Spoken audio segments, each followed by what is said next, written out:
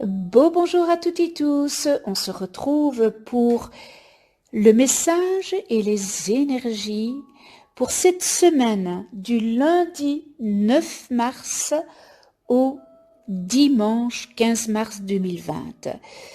Et pour cette semaine, j'ai pris une carte dans le tarot de Marseille, une autre dans Murmure de guérison, et un tout nouveau, l'énergie source des 72 anges de la... les 72 anges de lumière, c'est avec les 72 anges de la Kabbale, n'est-ce pas? J'espère que vous allez toutes et tous bien et que vous avez passé un joli week-end. Alors aujourd'hui, nous sommes lundi 9 et nous sommes en pleine lune ce jour. Cette pleine lune est reliée à la planète Neptune et elle aura lieu à 18h, 49 je pense. Et cette pleine lune, eh bien, avec la planète Neptune, elle nous appelle vers un ailleurs et qui peut vraiment nous ressourcer.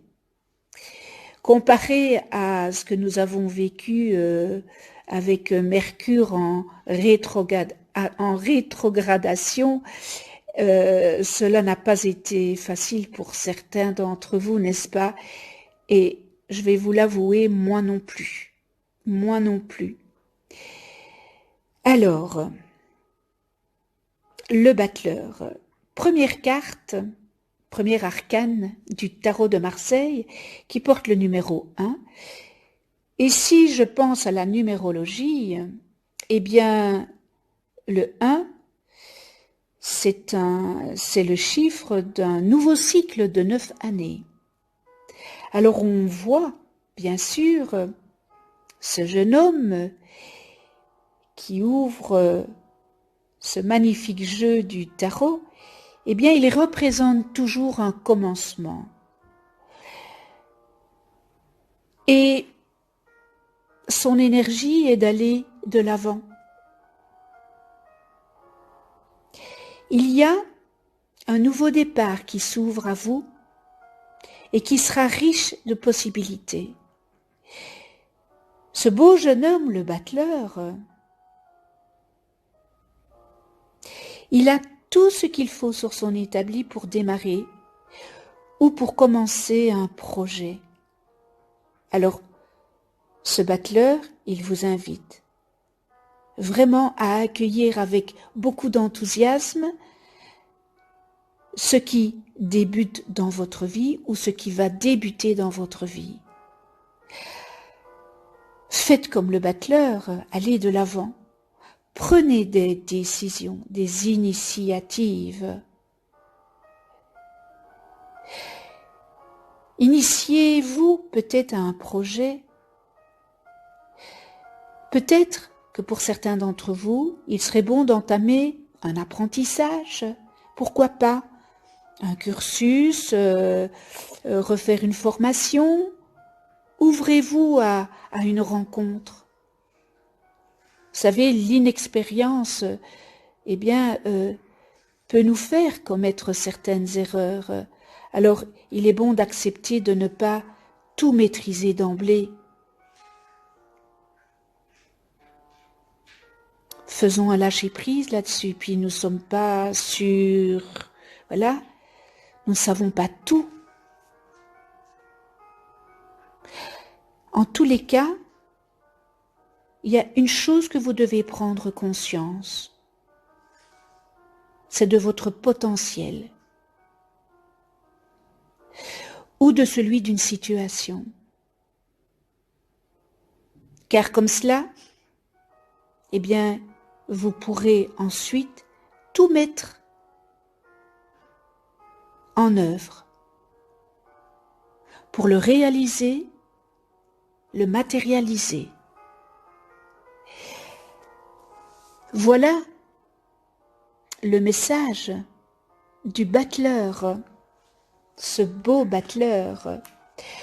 Je continue avec eh bien, les énergies murmure de guérison et j'ai pigé la force. C'est pas anodin, qui est complètement en phase avec le battleur. Hein. Il faut que vous ayez cette force et prendre des décisions. Un bouleversement inattendu peut vous laisser instable, anxieux et hésitant sur la marche à suivre ou sur ce qui est le plus important. C'est une réaction humaine normale, n'est-ce pas? Pour mettre en valeur votre vie et puiser dans votre sagesse, connectez-vous à la force de votre cœur et de votre esprit. La force intérieure est la certitude résistante qui prend place lorsque l'on croit en soi. Cette force, se montre sous différents aspects, comme une puissante volonté, une attitude positive, la foi et la confiance en soi. Ce sont la réflexion encourageante et l'appréciation de vous-même qui font que vous vous sentez en forme, compétent et audacieux.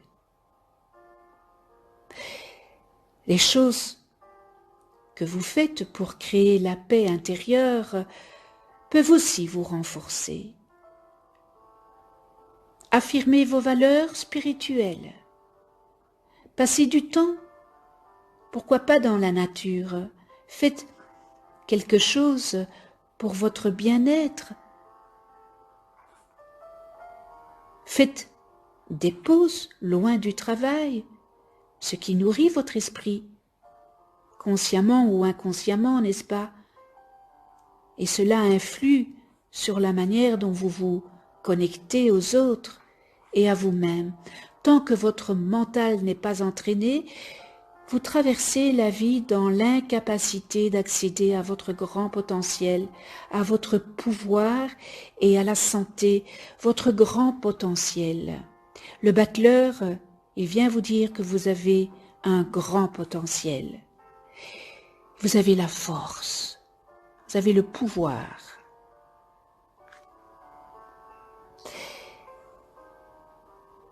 Vous êtes plus fort que vous ne le croyez. Et vous avez la capacité de gérer une crise, c'est vous aussi, vous êtes en crise. Vous avez cette force qui est là.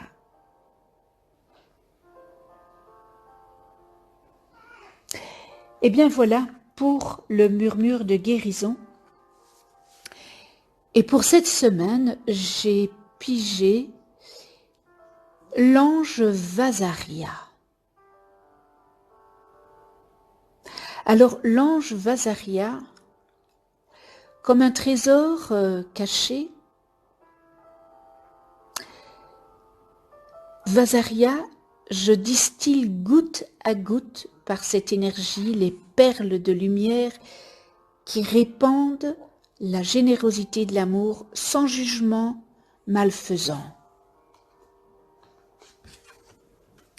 J'ouvre grand les portes du cœur pour y laisser entrer la noble lumière de la patience bienveillante. Ainsi je reste dans la droiture, hors de toute vanité et autre autosatisfaction. Je cherche l'harmonie vibratoire de la roue de ma destinée par l'affection qui pardonne et par le respect de mes devoirs envers les autres et mes proches. Je suis la bonté et la justice clémente et je m'en remercie. Alors ce bel ange, Vasaria, porte la vibration numéro 32 et vous devez dépasser cette autorité, autosatisfaction,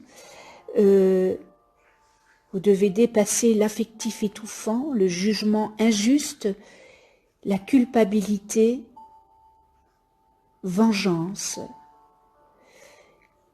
Et vous devez développer la confiance dans les messages reçus des guides, des guidances lumineuses. Osez vous affirmer, osez affirmer cette liberté hors de l'affectif. Voilà le message de ce bel ange Vasaria, et bien pour toute cette semaine.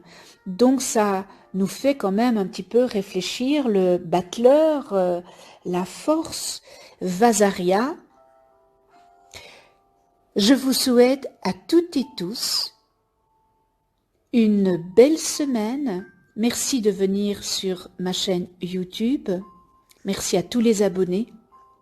Et merci à ceux qui ne sont pas abonnés. C'est peut-être le moment de vous abonner, de cliquer sur la petite clochette pour être averti des prochaines vidéos que je mets en ligne. Douze pensées angéliques.